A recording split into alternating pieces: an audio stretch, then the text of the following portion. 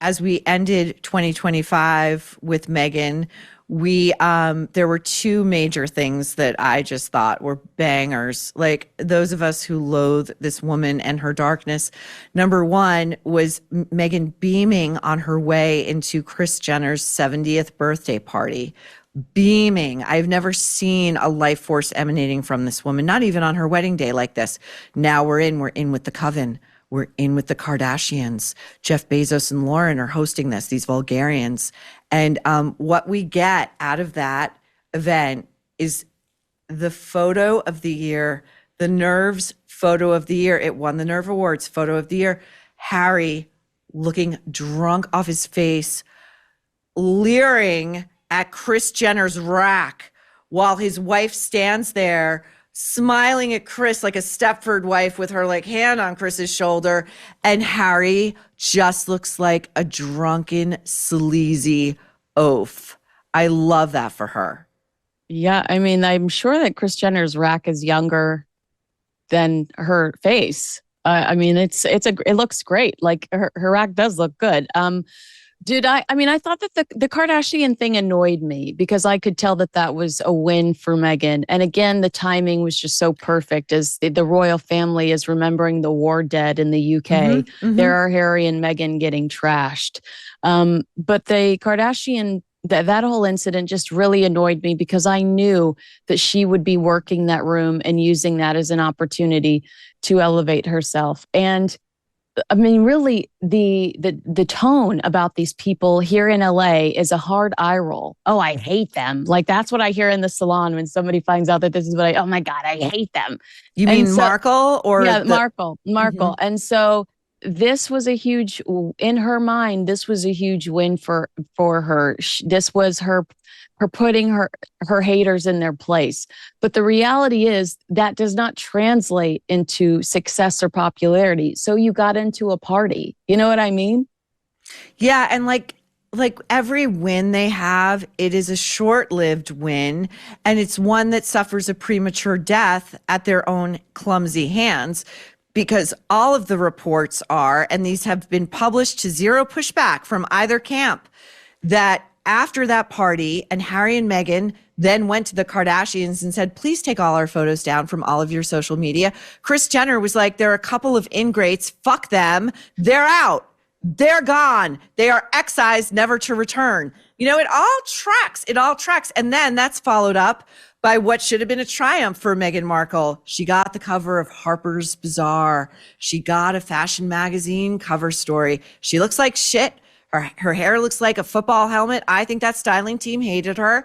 And but we were treated to the indelible anecdote that when the journalist showed up to she was served a cup of cappuccino or a latte with her face in the foam at the Polo Lounge. I am sure she asked for it in advance. I am sure.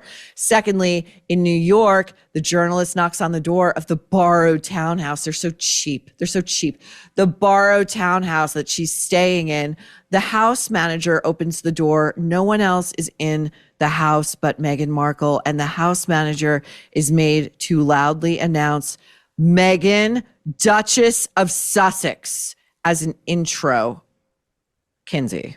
Yeah, which, by the way, I've had this conversation a lot lately, like, because I'm on divorce watch. If you follow me, you know I'm on divorce watch. I mean, I might be waiting for 9 years, but no, I think it's sooner than that. I do. Yeah, well, I'm on divorce watch, and I was talking to Dickie Arbiter, who's the former press secretary for the late Queen Elizabeth and King Charles III, and he thought it was interesting that Meghan uses the title that would be appropriate for a widow or a woman divorced. So Meghan, by insisting everybody call her Meghan, the Duchess of Sussex, that is the divorced title or the widowed title, and. What's the real title if you're happily married? What's the real title? So she should just be the Duchess of Sussex. She should just be the Duchess of Sussex.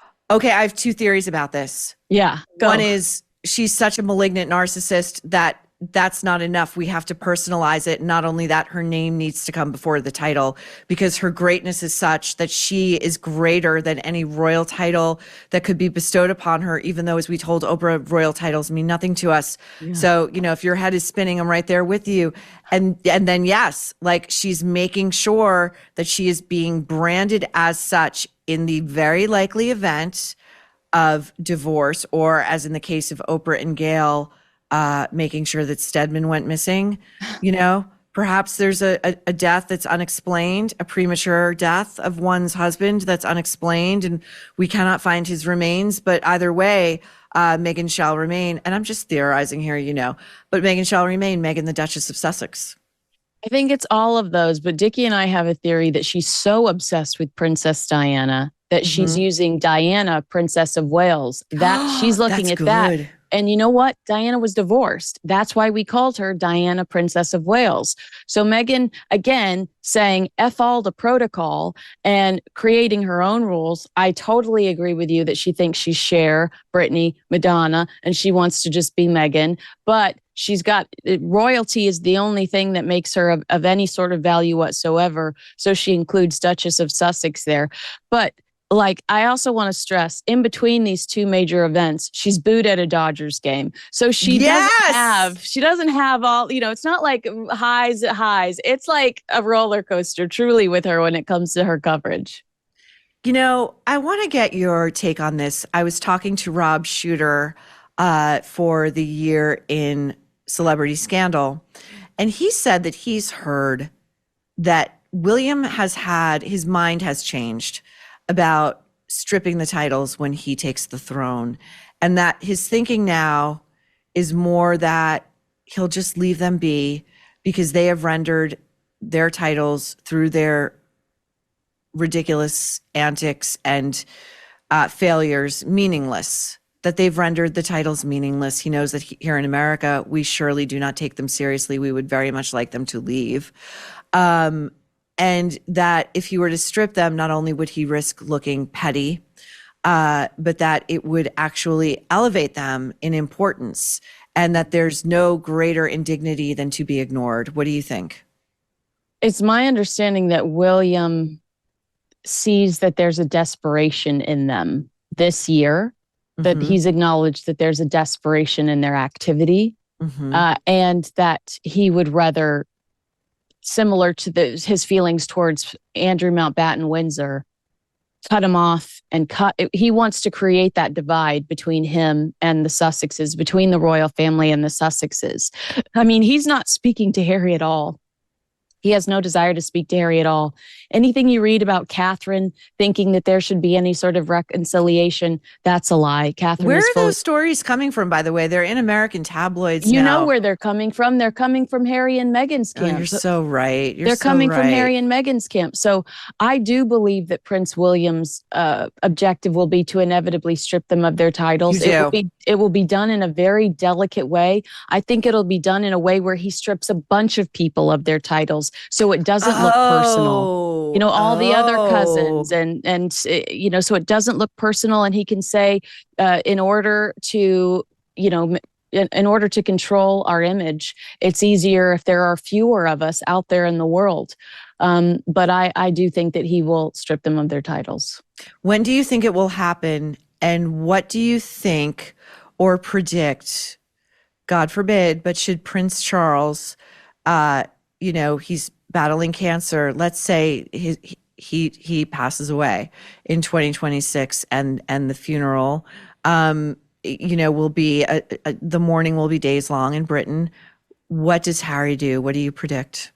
Well, the king did just release a video saying that he's healthier to the point that he can receive less. He doesn't have to go to London as often as he was going to London for cancer treatment.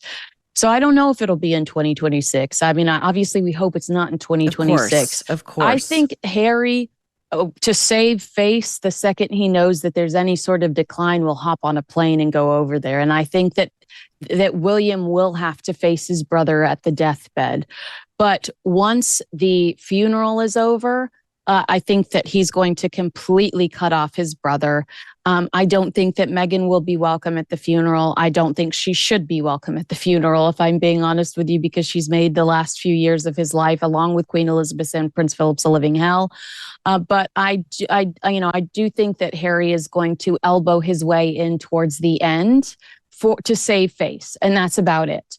And I think that William will allow it because he would look like a terrible person if he shut his brother out.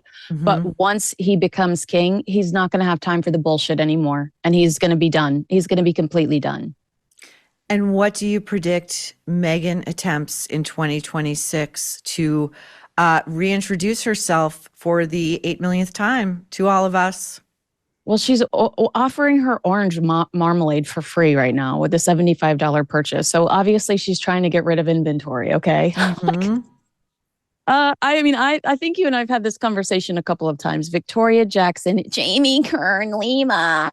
She's surrounding the Kardashians. She surrounds herself with a lot of makeup moguls. I can see her trying to enter the makeup space. I mean, look at how much money Selena Gomez, oh my gosh, Hailey Bieber, even Gwen Stefani, Lady Gaga. Look at how much, Rihanna, how much money these women have made from the beauty industry. I think she sees that as an option for herself. I do not. If I wanted to look orange, I'd grab a magic marker.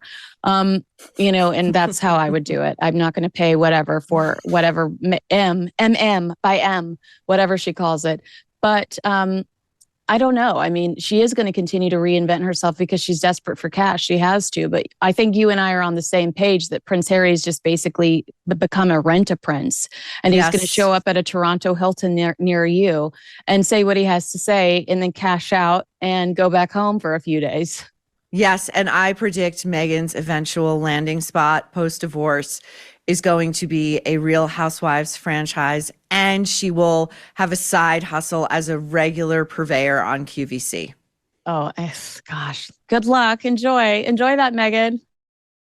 I'm going to tell you about a new documentary that I've recently watched. It's called Thank You, Dr. Fauci, and it is a deep dive into the origins of COVID-19, a potential bioarms race with China, and what could be the biggest public health deception in modern history.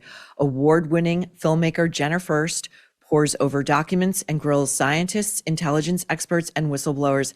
This is not a left-wing or a right-wing film. It is a film about accountability. This is a compelling investigative work. It is urgent, it is unsettling, eye-opening, and is now streaming on Angel Studios. It is a must watch. If you have ever wondered, as all of us do, what really goes on behind closed doors, you will not want to miss this.